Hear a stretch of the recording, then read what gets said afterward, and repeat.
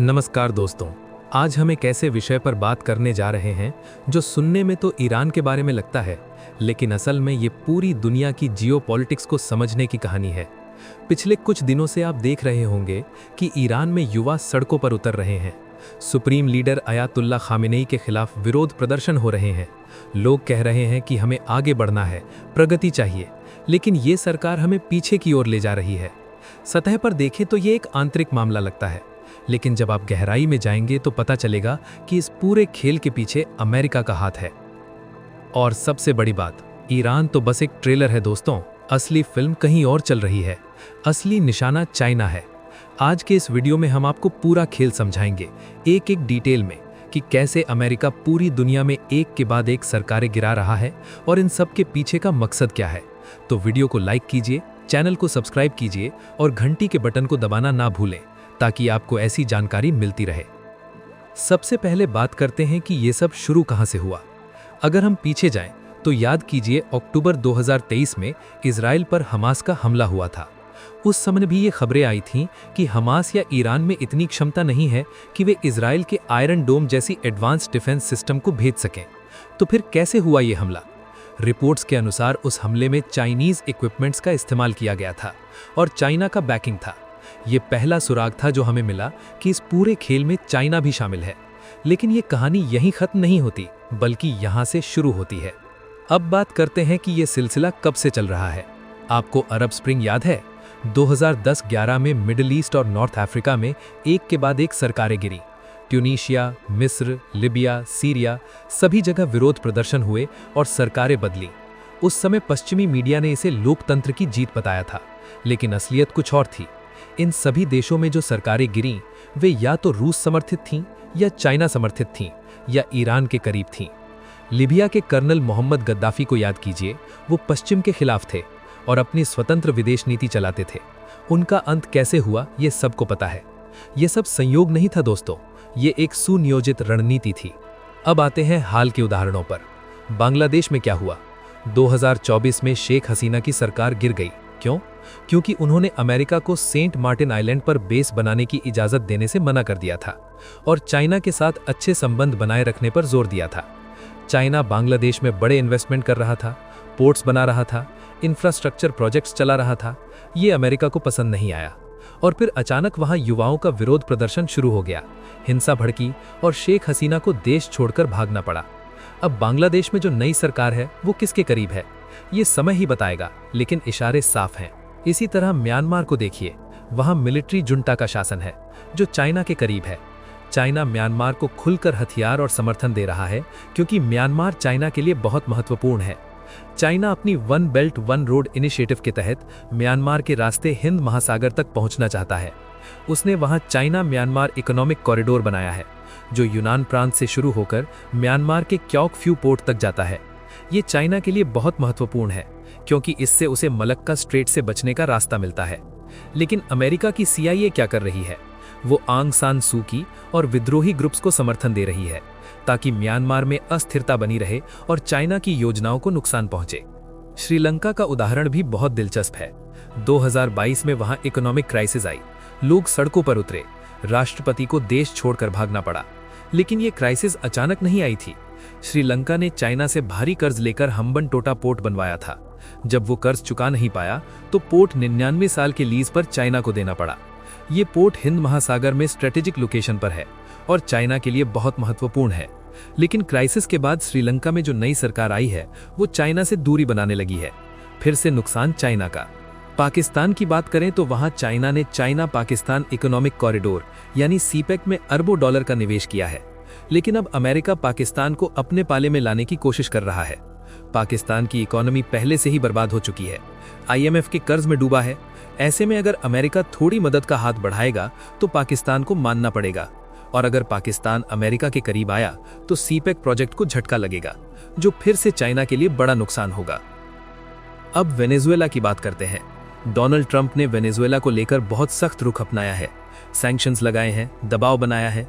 लेकिन सवाल यह है कि अमेरिका को वेनेजुएला से क्या दिक्कत है? वेनेजुएला के पास दुनिया का सबसे बड़ा तेल भंडार है, लेकिन वो अमेरिका के लिए कोई बड़ा खतरा नहीं है। असली बात यह है कि वेनेजुएला का तेल सबसे ज्यादा चाइना को जाता है। चाइना ने वेनेजुएला में अरबों डॉलर का निवेश किया है और बदले में तेल लेता है। अगर वेनेजुएला में सरकार बदल जाए और अमेरिका समर्थित सरकार आ जाए तो चाइना को वो सस्ता तेल नहीं मिलेगा, फिर से नुकसान चाइना का। अब आते हैं ईरान पर, जो इस पूरे खेल का सबसे महत्वपूर्ण पीस है। ईरान दशकों से अमेरिका के सैंक्शंस झेल रहा है। उसकी इकोनॉमी कमजोर है, लेकिन फिर भी वो टिका हुआ है। क्यों? क्योंकि चाइना उससे तेल खरीदता है, चाइना उसे टेक्नोलॉजी देता है, चाइना उसे डिफेंस इक्विपमेंट्स देता है। 2024 के नवंबर में चाइना ने ईरान को फाइटर प्लेन और डिफेंस इक्विपमेंट्स पर बड़ा कंसाइनमेंट भेजा था। यही वजह है कि ईरान अमेरिका और इजराइल के सामने टक्कर ले पा रहा है। लेकिन अब ईरान के अंदर जो प्रोटेस्ट हो रहे हैं वो अचानक नहीं है। इनके पीछे अमेरिका की डीप स्टेट का हाथ है। सोशल मीडिया पर कैंपेन चलाए जा रहे हैं, युवाओं को उकसाया जा रहा है, पैसा पहुंचाया जा रहा है। मकसद साफ है, ईरान में ऐसी सरकार लाना जो अमेरिका के इशारों पर चले, जो चाइना से दूरी बनाए। अब सोचिए, अगर ईरान में तख्ता पलट हो जाता है और वहां अमेरिका समर्थित सरकार आ जाती है तो क्या होगा? सबसे पहले तो ईरान से चाइना को तेल मिलना बंद हो जाएगा या बहुत महंगा हो जाएगा। दूसरा, ईरान मिडिल ईस्ट में चाइना का सबसे बड़ा सहयोगी है। अगर वो अमेरिका के पाले में चला गया तो पूरे मिडिल ईस्ट में चाइना का प्रभाव खत्म हो जाएगा। तीसरा, ईरान के जरिए चाइना यूरोप और अफ्रीका तक पहुंचने की योजना बना रहा था, वो भी ठप हो जाएगी। यानी हर तरफ से चाइना को घेरने की कोशिश हो रही है। अब बात करते हैं भारत की। डोनाल्ड ट्रंप भारत से नाराज क्यों है? वो पाकिस्तान से नाराज नहीं है। पाकिस्तान तो एक छोटा सा देश है। ट्रंप भारत से इसलिए नाराज है क्योंकि अमेरिका ने भारत को क्वाड में शामिल किया था। भारत, अमेरिका, जापान और ऑस्ट्रेलिया। अमेरिका की उम्मीद थी कि क्वाड नाटो की तरह एक मिलिट्री अलायंस बनेगा जो चाइना को काउंटर करेगा। लेकिन भारत ने साफ कर दिया कि वो किसी का पिछलग्गू नहीं बनेगा। भारत अपनी स्वतंत्र विदेश नीति चलाएगा, चाइना से अपनी समस्याएं खुद हैंडल करेगा, लेकिन अमेरिका का प्यादा बनकर नहीं लड़ेगा। ये अमेरिका को पसंद नहीं आया।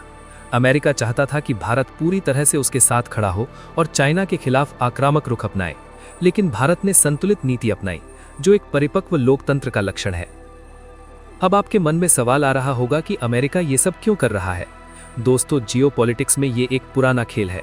जो देश सबसे शक्तिशाली होता है वो अपनी शक्ति बनाए रखने के लिए किसी भी हद तक जा सकता है। अमेरिका पिछले कई दशकों से दुनिया की सबसे बड़ी सुपर पावर रहा है। उसकी करेंसी डॉलर दुनिया की रिजर्व करेंसी है। उसकी मिलिट्री सबसे ताकतवर है। उसकी इकोनॉमी सबसे बड़ी है। लेकिन अब चाइना उसे चुनौती दे रहा है। चाइना की इकोनॉमी तेजी से बढ़ रही है। उसकी टेक्नोलॉजी एडवांस हो रही है। उसका ग्लोबल प्रभाव बढ़ रहा है। चाइना ने one belt one road initiative के तहत 150 से ज्यादा देशों के साथ इकोनॉमिक पार्टनरशिप बनाई है। वो धीरे धीरे डॉलर की जगह युआन को प्रमोट कर रहा है। ये सब अमेरिका के लिए खतरे की घंटी है। इसलिए अमेरिका ने एक स्ट्रैटेजी बनाई है चाइना को हर तरफ से घेरने की। पहला, चाइना की सप्लाई लाइंस काटना। जैसा हमने बताया, ईरान, वेनेजुएला, रूस जैसे देशों से जो चाइना को सस्ता तेल मिलता है उसे रोकना। दूसरा, चाइना के फ्रेंडली देशों में अस्थिरता पैदा करना ताकि उनमें चाइना का निवेश डूब जाए और चाइना की इकोनॉमी को नुकसान पहुंचे। तीसरा, चाइना के पड़ोसी देशों को मिलिट्री सपोर्ट देना ताकि चाइना को चारों तरफ से खतरा महसूस हो। ताइवान को हथियार देना, फिलीपींस को सपोर्ट करना, जापान और साउथ कोरिया के साथ मिलिट्री ड्रिल करना, ये सब इसी स्ट्रैटेजी का हिस्सा है। और सबसे खतरनाक बात यह है कि अमेरिका ये सब करने के लिए खुद सामने नहीं आता। वो प्रॉक्सी वॉर यूज करता है। वो किसी देश के युवाओं को फंड करता है, सोशल मीडिया पर कैंपेन चलाता है, एनजीओज के जरिए काम करता है, और जब वहां अस्थिरता फैल जाती है तो पश्चिमी मीडिया उसे लोकतंत्र की लड़ाई बताता है। फेसबुक, ट्विटर, इंस्टाग्राम, यूट्यूब, ये सब अमेरिकी कंपनियां हैं। इन पर जो कंटेंट दिखाया जाता है वो भी कंट्रोल किया जा सकता है। आप वही देखते हैं जो वो दिखाना चाहते हैं। इसीलिए ईरान, वेनेजुएला, म्यांमार में जो प्रोटेस्ट हो रहे हैं उन्हें पश्चिमी मीडिया में बहुत कवरेज मिल रही है, लेकिन अमेरिका या यूरोप में जो प्रोटेस्ट होते हैं उन्हें इतना कवरेज नहीं मिलता। तुलसी गबार्ड, जो अमेरिका में एक जानी मानी राजनेता हैं, उन्होंने खुद कहा है कि अमेरिका ने पिछले कुछ दशकों में 17 देशों में रिजीम चेंज करवाया है। ये कोई कॉन्स्पिरेसी थियरी नहीं है, ये सच है, और ये सिलसिला अभी रुका नहीं है। 2026 में और भी बड़े बदलाव देखने को मिलेंगे। अब बात करते हैं कि आगे क्या होने वाला है। मेरा मानना है कि ईरान में तख्ता पलट लगभग तय है। ये इस साल हो या अगले साल, लेकिन होगा जरूर, क्योंकि ईरान की इकोनॉमी पहले से ही बहुत कमजोर है। चारों तरफ से सैंक्शंस लगे हुए हैं, लोग परेशान हैं, इन्फ्लेशन बहुत ज्यादा है, बेरोजगारी है। ऐसे में अगर अमेरिका थोड़ा और दबाव बनाएगा तो सरकार गिर सकती है, और जब नई सरकार आएगी तो वो अमेरिका के साथ डील करेगी, सैंक्शंस हटवाएगी, मार्केट खोलेगी, लेकिन बदले में उसे चाइना से दूरी बनानी होगी। यही अमेरिका चाहता है। इसी तरह म्यांमार में भी सत्ता बदल सकती है। वहां जो मिलिट्री जुंटा है उसके खिलाफ विद्रोही ग्रुप्स लगातार लड़ रहे हैं। अगर वे सफल हो गए और नई सरकार बनी तो वो भी चाइना से दूरी बनाएगी। छोटे मोटे देश जो रूस या चाइना के करीब हैं उन सबको टारगेट किया जाएगा। लेकिन सबसे बड़ा सवाल यह है कि ताइवान का क्या होगा। 2026 में इस पर बहुत कुछ निर्भर करेगा। अमेरिका लगातार ताइवान को हथियार दे रहा है, चाइना को प्रवोक कर रहा है।